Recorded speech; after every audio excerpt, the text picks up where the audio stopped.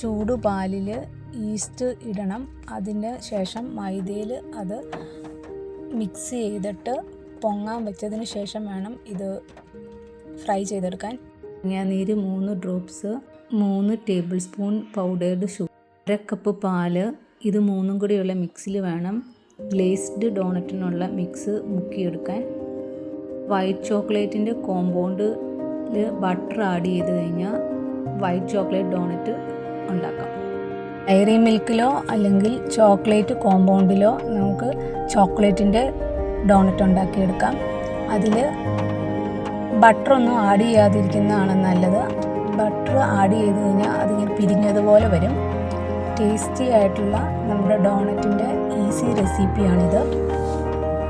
Milk ചോക്ലേറ്റിൽ കുറച്ച് butter add ചെയ്യാം. ചോക്ലേറ്റിൽ മാത്രമാണ് ബട്ടർ ആഡ് ചെയ്യാതിരിക്കേണ്ടത്. സ്പ്രിങ്കിൾസ് നമുക്ക് ഇഷ്ടമുള്ളതിടാം. വൈറ്റ് ചോക്ലേറ്റിൽ കുറച്ച് ചോക്ലേറ്റ് കോമ്പൗണ്ട് ആഡ് ചെയ്യാം.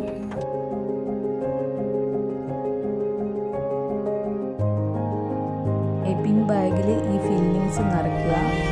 അത് നമുക്ക് ഇഷ്ടമുള്ള ഡിസൈനിൽ ഇതിൻ്റെ മുകളിൽ പോർ ചെയ്ത് കഴിഞ്ഞാൽ നല്ല ടേസ്റ്റി ആയിട്ടുള്ള ഡോണറ്റ് കിട്ടും.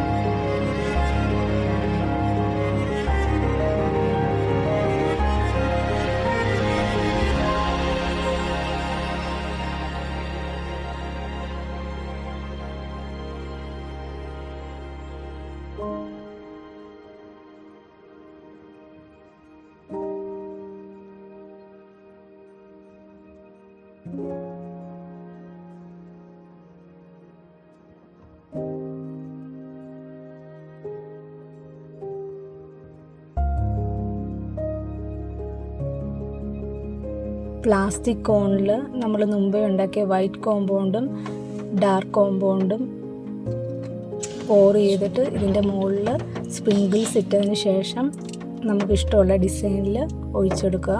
നമ്മുടെ ഡോണറ്റ് റെഡി ആയി കഴിഞ്ഞു.